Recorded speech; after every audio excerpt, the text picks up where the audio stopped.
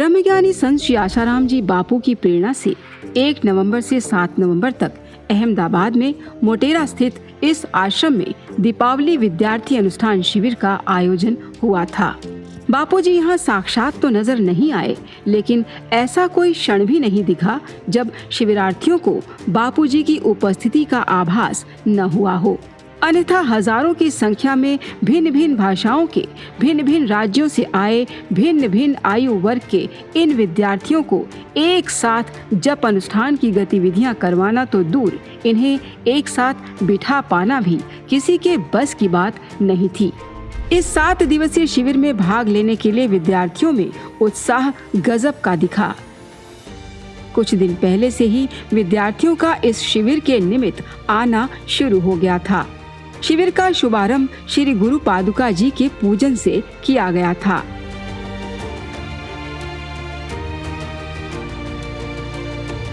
शिविर की शुरुआत दिवाली के दिन से ही हो गई थी। यहाँ शिविरार्थियों को असली दिवाली मनाने का तरीका भी समझाया गया।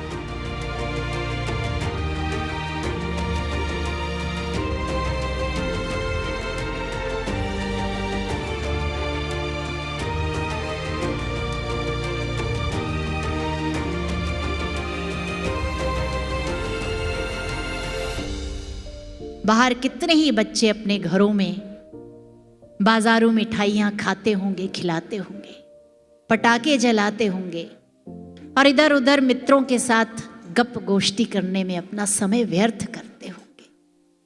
और आप सब हैं जो गुरु के प्यारे हैं, गुरु के दुलारे हैं, गुरु के हृदय में बसते हैं। इसीलिए तो गुरुदेव हाथ पकड़कर सबको अपने इस पावन द्वार तक लेकर के आए।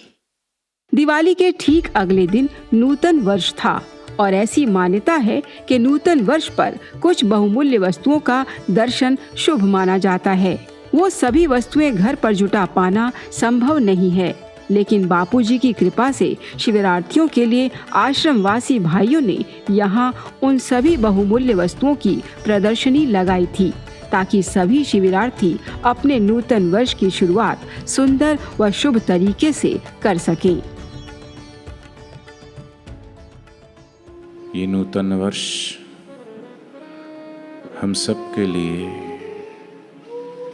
नई उमंग, नई खुशी लेकर के आए और नई उमंग, नई खुशी तब होगी जब हमारे गुरुदेव इस नूतन वर्ष पे हम सब के बीच में व्यासपीठ पर विराजमान हो।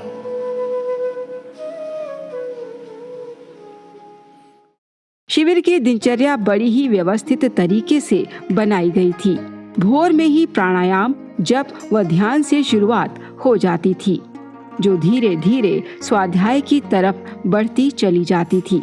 इसमें सूर्य देवता को अर्घ्य देना, तुलसी के पत्तों का सेवन करना, बड़ बाशा के फेरे लेना सभी कुछ शामिल था। हर रोज सुबह श्री गुरु गीता जी का पाठ होता था, जिसमें सभी शिविरार्थी बड़ी तन्मयता से भाग लेते थे।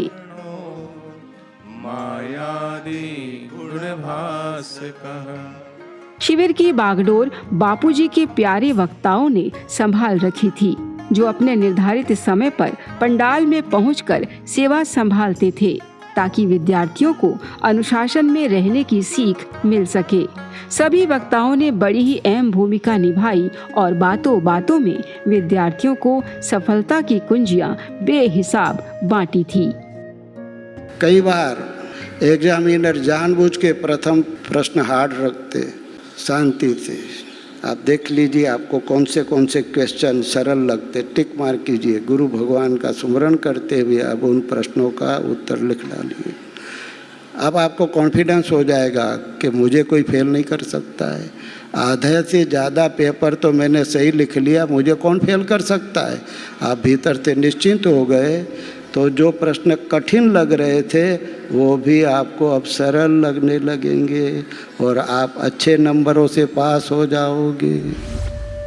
आपका लौकिक लक्ष्य कुछ भी हो, पर इस गुरुद्वार पर आए हो तो अपना वास्तविक लक्ष्य जरूर बना के जाना, और वास्तविक लक्ष्य है आत्मज्ञान की प्राप्ति, ईश्वर की प्राप्ति।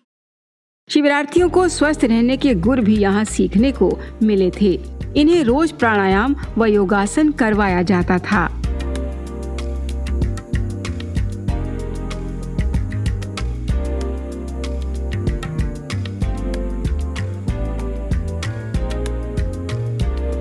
इस 7 दिवसीय शिविर में विद्यार्थियों की आध्यात्मिक व भौतिक उन्नति के लिए फुल पैकेज था।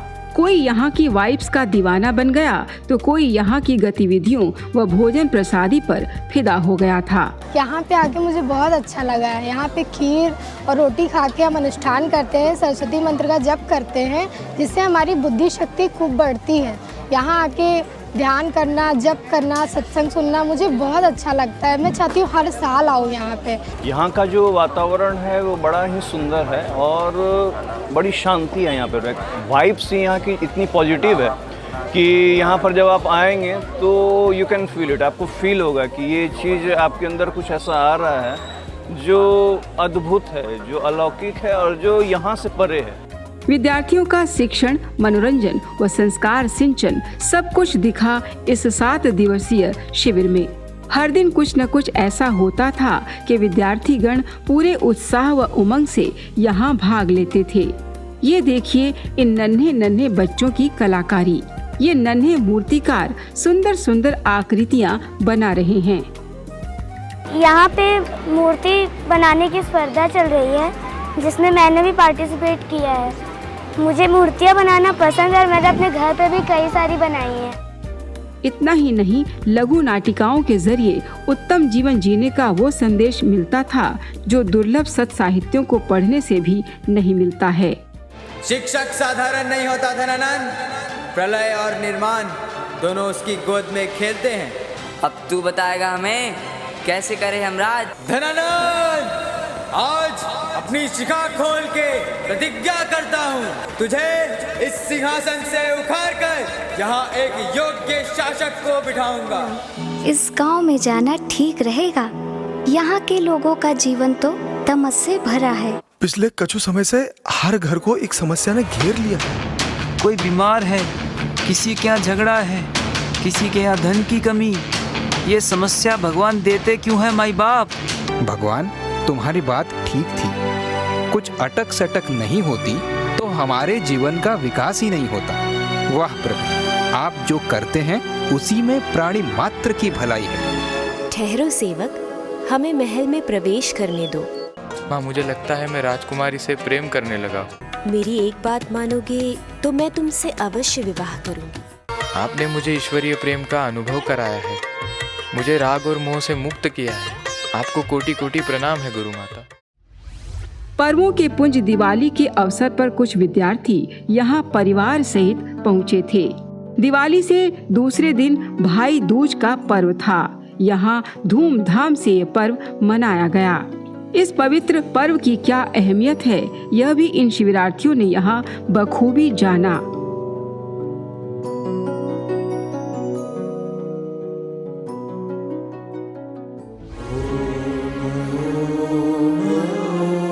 सभी शिविरार्थियों ने बड़े ही आर्त भाव से बापूजी को पुकारा और आश्रम जल्दी आने की गुहार भी लगाई।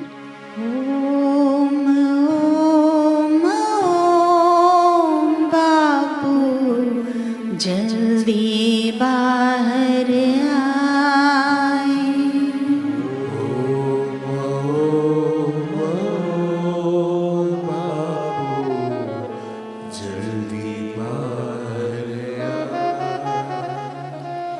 जल्दी बाहर आए बापू, जल्दी आश्रम आए।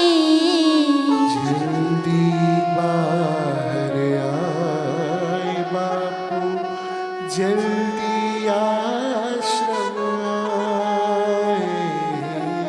ओम ओम ओम बापू, जल्दी बाहर आए। हजारों शिविरार्थियों को स्वादिष्ट भोजन प्रसादी जो मिलती थी वह यहीं पर बनाई जाती थी और शिविरार्थी पूरी श्रद्धा से बनाते थे। भोजन बनाने की सेवा करने वालों का भी अनुभव बड़ा ही दिव्य था। मैं पहली बार दिवाली अनुष्ठान शिविर में आई हूँ। यहाँ आकर मुझे बहुत अच्छा लग रहा है, बहुत आनंद की अनुभूति हो रही है। यहाँ मुझे सेवा का मौका मिला, सेवा करके मुझे भीतर से बहुत आनंद महसूस हो रहा है। सेवा करने से मेरे जप ध्यान में और ज़्यादा मन लगता है, तृप्ति मिलती है और सेवा करने से मेरा मन शुद्ध होता है। मतलब मैं सेवा करती हूँ ना तो इतना आनंद आता है कि फिर उठने का ही मन नहीं करता और मालूम पड़ता है सेवा तो खत्म हो गई है। 7 दिवसीय शिविर में प्रतिस्पर्धाओं की तो लड़ी लगी हुई थी और विद्यार्थियों का उत्साह भी खूब दिखा। श्लोक स्पर्धा में नन्हे बच्चों ने भाग लिया और जिस आत्मविश्वास के साथ श्लोकों का उच्चारण किया वह अच्छों को धूल चटाने के लिए काफी था। तम ब्रह्मास्त्वं विष्णुस्त्वं रुद्रस्त्वं इंद्रस्त्वं अग्निस्त्वं वायु वीणा पुस्तक धारिणी आभयदा गीताया श्लोक पाठेन गोविंद स्मृति कीर्तनात् श्रीरामचंद्र कृपालु भजु मन हरण भव भय दारुण गुरुवाष्टकं पठेत् पुण्य देहे यतिर्भूपतिर्ब्रह्मचारे जगे नवमं भालचन्द्रं च दशमं तु विनायकम् एकादशं गणपतिं द्वादशं तु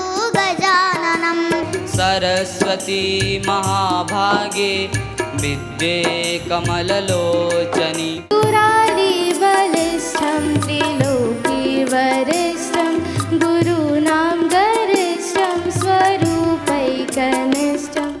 इसी तर्ज पर यहाँ भजन स्पर्धा भी आयोजित की गई, जिसमें इन नन्हे गीतकारों ने अपने हुनर के चलते सभी को हैरत में डाल दिया था।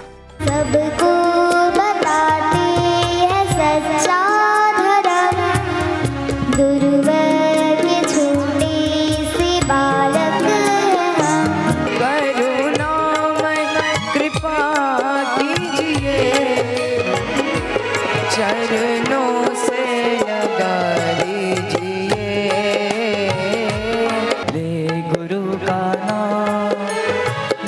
गुरु का नाम बंदे, यही तो सहारा है, ये जग का तारण हारा है।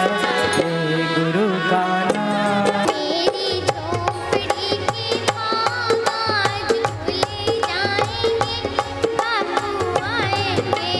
तेरा दर्द तो हकीकत में दुखियों का सहारा है। 7 दिवसीय शिविर में वक्तव्य स्पर्धा में भाग लेने वाले विद्यार्थियों ने बड़े ही जोशीले अंदाज में समझाया कि दुनिया में क्रांति तलवार और बंदूक से नहीं लाई जा सकती। दुनिया में क्रांति लाने के तरीके बहुत सारे हैं और बहुत अलग है। नहीं बारूद से, नहीं बंदूक से, ना तलवार की धार से। दुनिया में क्रांति लानी है तो बस बाल संस्कार से, बाल संस्कार से। गांव-गांव और गली-गली में बाल संस्कार का केंद्र बने, ये भारत विश्व गुरु बनेगा, हर बच्चा नरेंद्र बनेगा। यही बापूजी का संकल्प है। मौन शक्ति का परम स्तोत्र है। मौन से सभी कार्य पूर्ण होते हैं। जिनके पूजन से मन अलौकिकता से भर जाए और जो असाध्य रोगों का नाश करने वाली है, ऐसी अमूल्य तुलसी जी की तुलना आखिर किससे की जा सकती है। विद्या गुरुदेव के मुख में ही वास करती है और वह उनकी भक्ति से ही प्राप्त होती। इस संसार में जो कुछ भी मिलता है छूट जाने के लिए ही मिलता है, सिवाय एक बात छोड़कर, और वो है गुरु का ज्ञान। किसी को स्वर्ग का ऐश्वर्य मिले पर आत्मज्ञान न मिले तो वो आदमी अभागा है। त्रिकाल संध्या माने हृदय रूपी घर में 3 बार बुहारी। इस समय ध्यान, जप, प्राणायाम आदि करने से मन की चंचलता दूर होती है एवं मन एकाग्र होता है। भगवान श्री कृष्ण संध्या करते थे, भगवान श्री राम संध्या करते थे, यहाँ तक कि भगवान श्री राम के गुरु वशिष्ठ मुनि भी संध्या क्या करते थे। माता पिता से बढ़कर जग में कोई भगवान नहीं और इनका ऋण झुका सकूं ऐसी में धनवान नहीं। जो सृष्टि के आदि काल से चला आ रहा है उसका नाम है सनातन धर्म। एक चरित्रवान व्यक्ति ही समाज, राष्ट्र तथा विश्व समुदाय का सही नेतृत्व एवं मार्गदर्शन कर सकता है। इधर हम स्पर्धाओं में भी जाते हैं, फिर जीत के भी आते हैं। इधर इनाम भी बहुत अच्छे अच्छे होते हैं।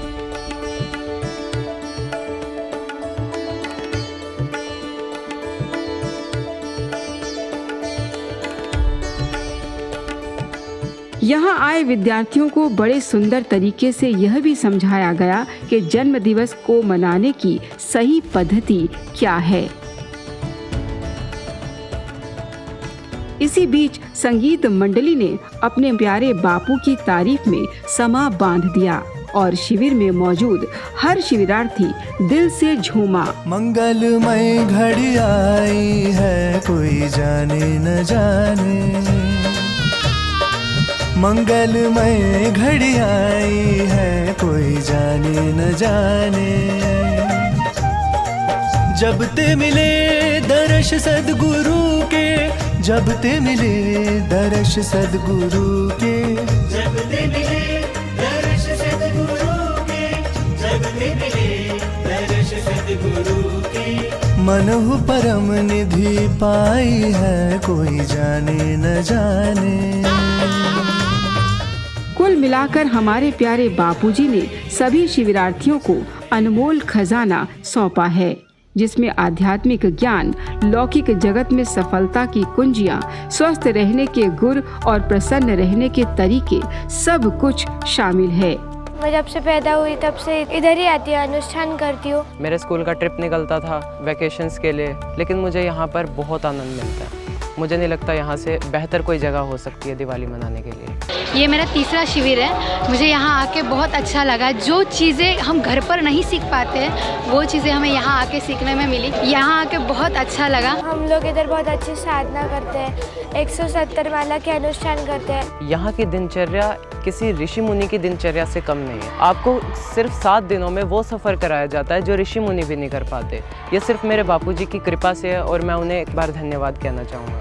इन शिविरार्थियों ने तो वो सब पाने का रास्ता खोज लिया जिसके लिए हमारे आत्मवेता संत श्री आशाराम जी बापू अवतरित हुए हैं।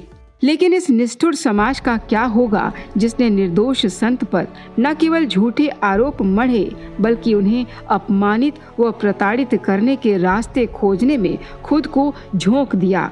आज नहीं तो कल ये मूर्ख समाज जरूर समझेगा, ऐसा कोई बादल बना ही नहीं है जो सूर्य रूपी बापू जैसे संत को ढक सके।